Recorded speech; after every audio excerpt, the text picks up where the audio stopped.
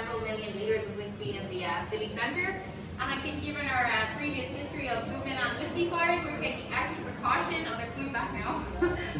So our warehouse is located in a place called Greenor, and this is in County Lough.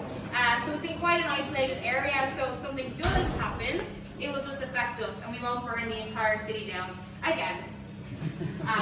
Okay, so here I have 4 different barrels going through the different stages of the maturation process.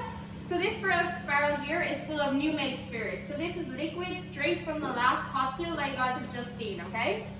So it hasn't developed any colour yet, and it is at a 0% loss. So when this liquid goes into a barrel, it expands and contracts, absorbing the colour and the flavour from the barrel. So whiskey actually gets 100% of its colour and 60% of its flavour from the barrel that it's in. Okay? So here in Ireland we can experiment with different types of barrels. So we use oak barrels or chestnut barrels, and then for example the barrels on the wall here, so we would put it into say an ex-spirit barrel. So an ex-bourbon barrel or an ex-rum barrel, and that's what gives the whiskey its unique flavour. So this second barrel here, we can see it's taken on a slight golden colour, and it's now legal Irish whiskey. Does anyone know how long you have to leave it in a barrel for it to be legal? Oh no, I've never had awkward silence before. It's a minimum of 3 years. Well, you're not wrong. So minimum of 3 years on the island of Ireland. After the 3 years, the company can leave it in the barrel for however long they wish. So here we have a 12% loss. So because we move it from different barrels throughout the year, we lose around 5 to 10%.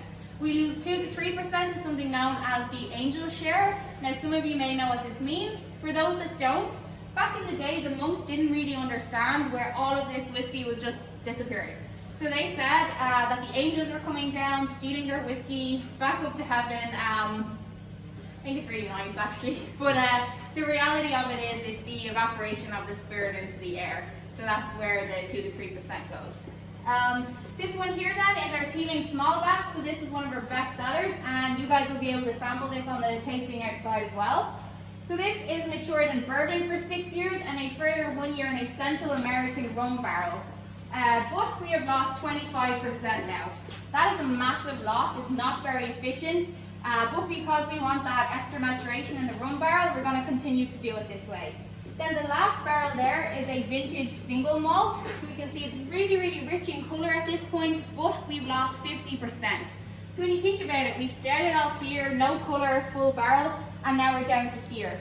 So in order for it to get this rich in colour and that massive loss, it's been in the barrel for around 25 to 30 years.